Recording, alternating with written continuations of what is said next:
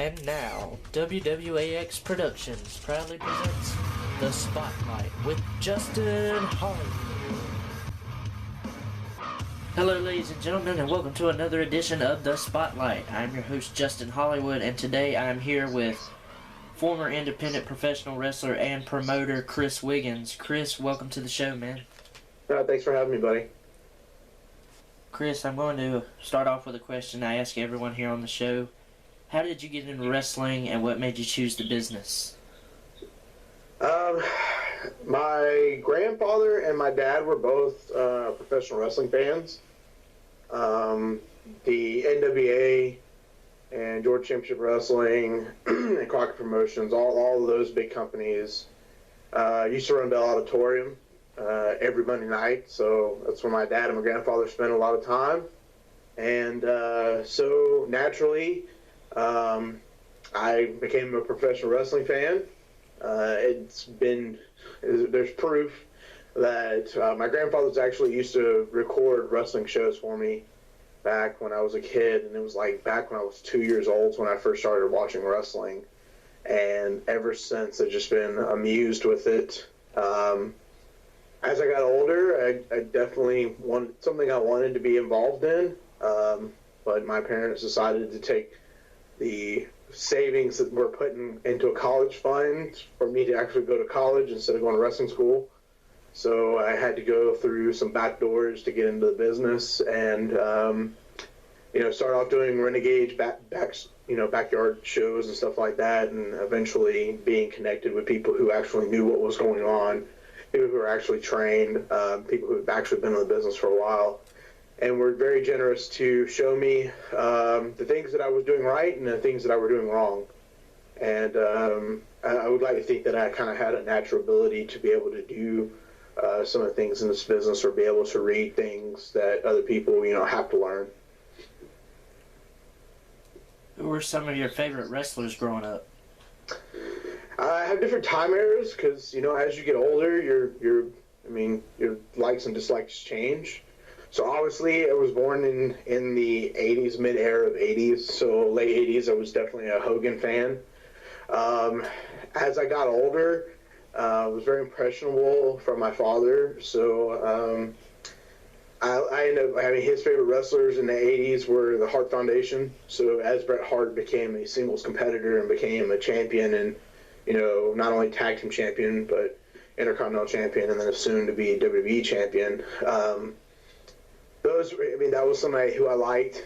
As I was going through my teenage years, I definitely became a fan of Macho Man, and as the internet developed, I was capable of going back and watching a lot of his interviews that he had available that were very outrageous, outlandish charisma. I was capable of going back and watching his wrestling and seeing what he did to make himself look bigger, because a lot of guys don't know, Macho Man was a very smaller guy as far as his height was. So, he bowed his chest out a certain way, he carried himself a certain way, he walked a certain way to make himself look bigger than what he was. So pretty much anybody from, the Southern wrestling era from the 80s, the big ones are going to be, the Four Horsemen, Harley Race, stuff like that. As I grew up and I got older, people that I kind of influenced my wrestling was from guys like Jerry Lawler, Shane Douglas, Bret Hart. Had a lot to do with the different attire that I carried. The pink tights that I was very known for wearing, the black and white boots. Those were definitely moments that I paid tribute to my mind to Bret Hart. So those are generally the guys that I really liked. I liked Steve Austin and Flying Brian as the Hollywood Blondes. I took a lot of different things that they did in WCW. Took a lot of different things that Steve Austin did in ECW, and kind of used those throughout my career. What are some of your favorite moves in wrestling? It would have to be, there's about 3 or 4 that I personally did. I always loved the elbow off the top rope, obviously, because I like Macho Man. So Macho Man did a beautiful elbow off the top rope. Shawn Michaels did a beautiful elbow off the top rope. That's one of my favorite moves. Bret Hart did a fist drop, or excuse me, a forearm or an elbow off the middle rope, and Jerry Lawler was notorious for doing a fist drop off the middle rope. So those are two moves I also added in to my little repertoire as I was, trying to build my arsenal of wrestling moves. I'm a huge fan of the sharpshooter. I always thought those are one of the best finisher moves and submission holds in wrestling. The stun gun, which is Steve Austin's move that he used in his WCW time frame. It's part of Stunning Steve Austin and Hollywood Blondes era. So those are just a few things. I enjoyed the belly to belly from Shane Douglas. I thought it was always really nice. And of course, the one that everybody loves is the Arn Anderson spine buster. Okay. You've had several personas in wrestling, such as Damien, Yasir Akbar, and Devin Wright. Tell me a little bit about each character and which do you prefer?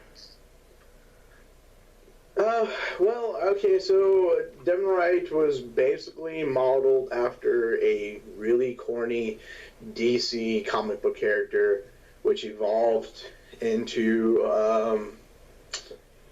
like this high school. It kind of started evolving more in high school. Just kind of being this like little snot-nosed kid. It was kind of the opposite of the people that I liked hanging out with. Who always felt better than everybody. Grew up in the Miami area.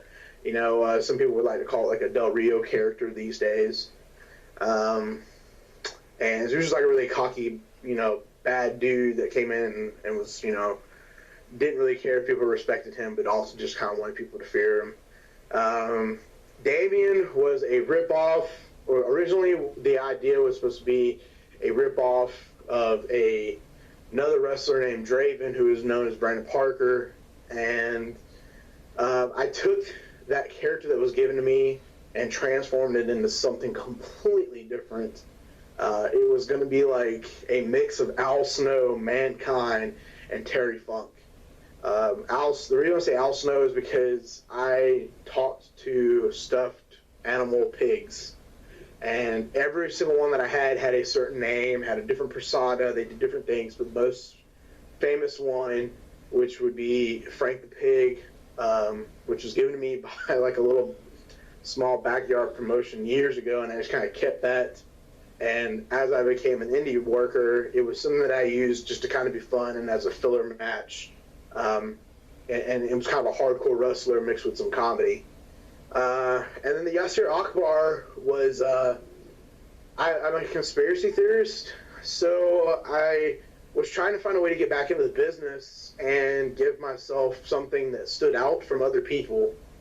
And I know that previously there was a character named Muhammad Hassan who got canned because of things that were happening publicly throughout the United States and throughout Europe. And it happened to be a lot more time. I think it was like 5 or 6 years since that gimmick had been done. So I took that character who was supposed to be a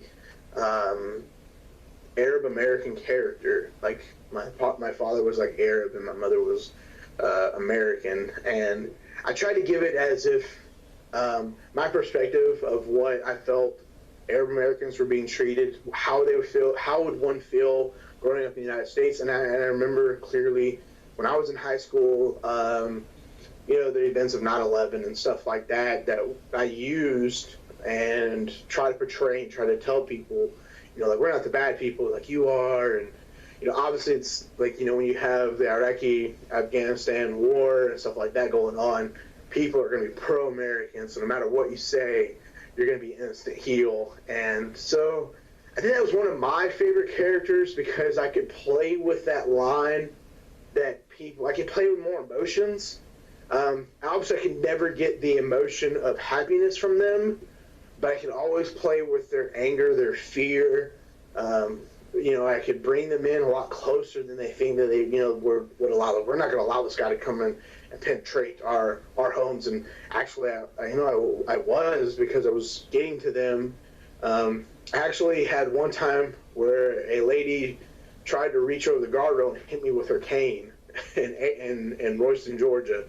That place is like the only place I ever really did the character. I tried it here in Augusta, but everybody was like, no, like, you already established yourself as Devin Wright. We know who you are, so we're not going to do it. We're not flying with that. But it was a very creative moment for me because I had a lot of creativity that I could do with what I personally thought about what American government was, what I thought was world government, how we were treating different immigrants, whether they be legal or illegal. And so that was a really fun period of time. It was definitely a dangerous time because I had to swap my cards out. I was driving different cars every time I'd go to the building. I was getting escorted out, so it was very dangerous at moments. But this was wow, it's the closest thing you get to 1980s wrestling where people believed that this was really real. And that's kind of we're in a time frame where we want to call everybody out about negative stuff and want to say what's fake, what's not real, and and bring a lot of negative attention to things. And I was capable of actually getting to people and making them believe that this was real again. So that was a really cool moment for me. What was it like working for AWF and transitioning into Flatline Championship Wrestling? I never worked for AWF, so I don't know. I worked for FCW from the time it was a backyard wrestling promotion, and they took the guys that they thought were going to be good indie workers. They helped get them trained. They brought in people that knew what was going on, that were trained, and eventually developed into an independent company here in Augusta. But as far as AWF goes, that was a backyard company that happened way before I even got into Renegade backyard wrestling stuff, or even on the independents. I did dab a little bit, I guess would be later on in the years when everything was still backyard kind of gimmicks. With Chris did a thing called AWF Metro thing, which was completely different from what everything else was, and it was just a time. To me, it wasn't even about wrestling. It was just Chris Dickens had a place downtown that he was staying at that basically opened his house up to anybody and everybody. And we all just kind of had a good time, and everybody had an interest of wrestling, so we just kind of did our own little wrestling thing there. And I took that time as developing a character and getting more mic work and stuff like that. And it was just a fun time for me. It really just kind of not so much about wrestling, but just kind of hanging out with the guys and getting to know people. After FCW closed its doors, did you ever think what was next for you? When FCW closed down, I was actually in the process of being a firefighter full time. So that's kind of what killed, I would think, any momentum that I ever had in wrestling as far as being able to go somewhere. A lot of people don't know how fire department works. Every fire department's different, but here in Augusta, we work a 24-hour schedule from 8 o'clock in the morning until 8 o'clock the next day, and then we're off for 2 days. And we have a limitation on how many people can take off work, and if you're not in that list, then you're not able to get off unless you swap time with somebody, which you're still trying to work things out there. So my ability to be able to be booked consistently did not happen. Actually, I was losing bookings because I couldn't be there on a consistent basis, and promoters want somebody that can tell stories, that can be there all the time, that they can book, they can make money off of, and stuff like that. And when you're not reliable, then they just kind of push you off to the side. So respectively, I walked away from wrestling, and I just focused on being a firefighter and EMT. And I didn't know where I was going, what I was going to do. And it was Brandon Parker basically told me, he was like, hey, man, you need to come to this place, APW. And he begged me for 6 months. And it was a great place to learn. Unfortunately, I got there towards the tail end when a lot of guys were there doing their thing. I was told, just name drop here, Xavier Woods, was one of the guys that ran through there, also, known as Austin Creed now. So there's a lot of people who came and went through there because at one point, APW Royston was a stepping stone to get into Anarchy or Wild Side. So, excuse me. Yeah, so I went like a year and a half without actually wrestling at all, and until I went into there, and that's when I developed the Yasir Akbar character. But in reality, I didn't think that I would ever be, a promoter, a booker. I really thought that wrestling was kind of over with for me, and I was definitely wrong. Fast forward 4 years later, you were involved in the rebranding or reboot of Flatline as Flatline Pro Wrestling. Tell me, whose idea was it for Flatline to return, and did Daniel Main approach you? We ran into each other at Patriots Park's Big Fourth. This Clement County puts on every year a big 4th of July party, and they shoot off fireworks. And I had run into him, and we kind of just touched bases really quick, and just like, hey, we need to run in, and talk to each other. And we both agreed that like he wanted to get back into doing it, and I knew that there was nothing around this area that allowed guys to stay home. And there's a lot of people that live in this area within 30 minutes of this area that don't have the opportunities to travel as much as other guys do. So I was like, well, there's no homegrown promotion, but there's a lot of guys here that could benefit from a homegrown promotion. So we talked about it. He knew where the old FCW ring was. There was a lot of talks of like who we're going to bring back in, who we're going to keep out. And we had worked out a deal with the owner or who had possession of the ring, and eventually ended up buying it off of them and fixing it up. And we ended up in some people's mind, rebranding. We had permission, from what I understand, from Eric Milford, who was one of the guys who created Flatline Championship Wrestling. I think the really main idea on why we decided to go with Flatline, again, was because we really truly knew that no matter what we named the company, it was always going to be referred to as Flatline, regardless if it was, I don't know what other. I mean, we came up with like a handful of names, and just like we didn't think we were ever going to work, and because the people that were involved, the people who were still running Patriots Park, when we walked up there and started the process of getting the paperwork together, the people who ran Patriots Park were the same people that we dealt with before. So it's like, oh, the Flatline boys are back. So it was really hard to get away from that stereotype of Flatline. And it was like, well, if we can get the okay from Eric Milford to continue on to do this as a Flatline, we just won't call it Flatline Championship Wrestling, we just call it Flatline Pro. Then we'll go that direction. And, I'm assuming, obviously, we went through with Flatline Pro. It gave us the okay, and we kind of just went from there. It took us about a year to get everything together. And it was just me and Daniel for a very long time of, getting the ring back together, building a business plan, finding who we're going to bring in. Brandon Parker was a big part in that at the beginning. And then later on, within 3 or 4 months of the company opening, we brought in Caleb Kitchens to help out, and he helped, start to build the, Flatline Pro Wrestling along with 3 other guys. What was it like being the co-owner of Flatline and being a promoter and booker?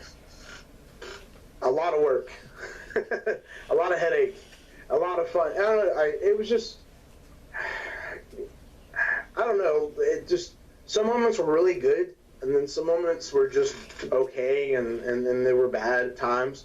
Nothing to ever get to a point where we're like, okay, well, we're done doing this and whatever. It was just a lot of work. Like, I work tons of hours at the fire department. Daniel works tons of hours at his job. He was always on call. We both were engaged, or at the time we were dating, our current wives, and he had a daughter to take care of. I was trying to build a family, so it was like trying to fit Flatline in and giving it what it needed. It was a lot of work. It was constantly wrestling here, and I felt like we were figuring out what the market was. Unfortunately, I think at times we didn't know. Like, I knew wrestling and I knew how to book it. Dana knew production, but we really, and we both know how we have some type of business mind or business background a little bit. But the wrestling business is so different, and then like it's an entertainment, and then like there's an entertainment business, and then there's a wrestling business inside of the entertainment business, and it's very different. It's very hard to run, and it's kind of hard to run around a place where people believe that what you're doing is cage fighting or mixed martial artists, and they have this big concept that wrestling is this nasty, bloody sport, and it's not a form of entertainment. So it was a lot of headache at times trying to get the promoting going on. As big as Clement County is and as big as the CSRA is, it was a really hard time to get people to let us promote in their building or facility or anything like that. To boil it down, it was like 30 days of work and then like 4 hours of fun.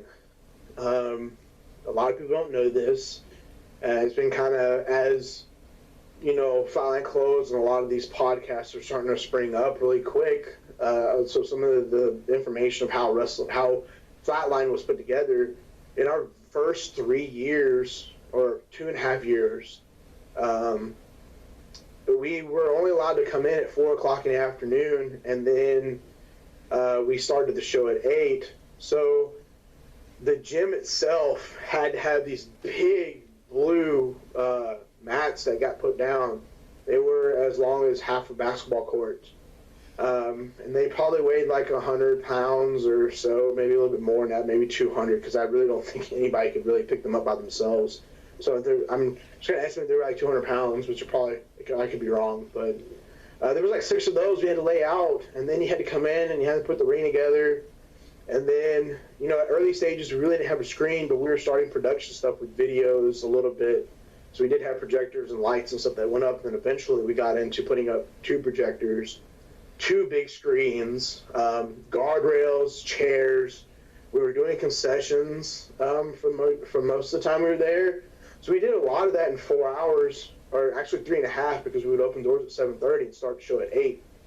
So it was a lot of work, and that was just what you saw out front. You didn't see, us running around trying to get all the guys together to do backstage videos, to do backstage interviews, to do stuff for Facebook, to take pictures for Instagram. There's a lot of people that played a huge part into this and trying to build Flatline in just that time frame. So we had like 3.5 hours to do this. It was a lot of work, and a lot of people would have just quit right off the rip because of being so much work. So the payout was there eventually, and eventually we were told by Clement County that the person who we were under the umbrella of for concessions was no longer having the contract, and Clement County would take over that contract, and that would be, I believe it was April of 2015 when they did it. It might have been a little bit earlier than that, but essentially, we lost concessions, so we lost quality control over the show, but in return they allowed us to come in a lot earlier to try to set up the show. But just like by then we were like so tired of just doing a 3-hour show and putting it together in 3 hours when people had, I don't know, other companies I talked to that would do a similar setup to us, like, oh, we had 24 hours to set up a show, and we're like, we're doing it in like 3.5 or 4, and starting on time, and doing all this backstage stuff. And they're like, how many of you guys are doing it? We're like 10. There's like 10 people that set all this up, and they would be amazed at what we were doing. So it was definitely a lot of work. It was definitely a growing period for everybody who was ever involved in it, and I think everybody was proud of what we were doing. As we all know, for the first 2 years of Flatline's 4-year span, you had many great matches against guys such as Dustin Knight, Brandon Parker, and the Fireman. You even had a reign as Flatline champion. But in March 2014, at March of Champions, you went on to face the Fireman in the first ever steel cage match in Patriots Park, but that was also your final match in your career. What made you decide to step away from the ring? I always had this mentality that, and this is just me, it was like, if you're going to be in companies in politics and stuff like that, and people always bark about it, but if you're going to be a booker, you can't be a wrestler. And if you're definitely going to be a wrestler, a booker, you can't be the champion. Because people are always going to point fingers and say, well, you just, booked yourself in the main event. I made it very clear that I formed a booking team to do Flatline Pro, and I always made sure that whatever I was doing, I necessarily didn't book everything, or at least the big parts. Like I had control over my character, but never really had direction on where it was going to go. As far as like who's going to get the championship, stuff like that, if I'm going to get the belt or not. I originally was not supposed to get the belt as quickly and as long as I did. There was some personnel issues that came about, and so the guy who was supposed to eventually get the belt had some issues, and obviously it was like to a point where we couldn't put the belt on him and have him our face of the company, and I went on, to do the match with Fireman, and I decided that there was a couple reasons that I did not want to be a wrestler anymore. The fact that because I was a full-time EMT and full-time firefighter, and I was doing a lot of lifting with patients and stuff like that, so I had some back issues from that. I had some back issues from wrestling other places and traveling at the same time, and I just felt that I was getting stressed out from having to go to the show, set it up, get all the stuff together. I did a lot of micromanaging at the time, so not because I didn't trust the people that were working for me, but just because I'm just like a control freak, and I wanted to make sure that everything was just perfect, or at least as perfect as we could make it with what we had. And I just felt like doing that and then getting ready for a match, physically, mentally, and then preparing a match and getting with somebody and talking about it and see what we're doing, and also making sure the show ran smoothly. I was just stretched in so many different places. And my parents actually had a concern for me. My wife had a concern for me, who at the time was my fiance. And I really wanted to start a family, and I already had knee issues from high school wrestling. I have shoulder issues from high school wrestling, and I had back issues. My doctor had advised me not to wrestle anymore if I wanted to, have a healthier, stronger life. So all those different factors came into play. Honestly, like the last factor was I felt that there was somebody else who could do what I was doing and do it a lot better, and I was holding up a spot. So I decided to give my spot up and let somebody else come in and just do what they needed to do, and just try to take care of Flatline from behind the scenes and be an honest promoter and be an honest booker and make sure that the quality of the show didn't suffer from it. Tune in next week for part 2 of our exclusive interview with Chris Wiggins, only on the Spotlight. This has been a WWAX production.